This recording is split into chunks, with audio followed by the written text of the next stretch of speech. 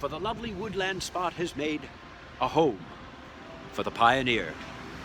That's an excerpt from Charles Foster's poem To the City of Guelph, written in 1879. And you'll hear that poem and several other pieces of 19th century writing, poetry, journal entries, newspaper accounts, all about the city of Guelph. It's a storytelling walking tour. Hi, I'm Jay from Jaywalking Guelph, and I'd like to invite you on the Guelph Early Days Tour this New Year's Eve.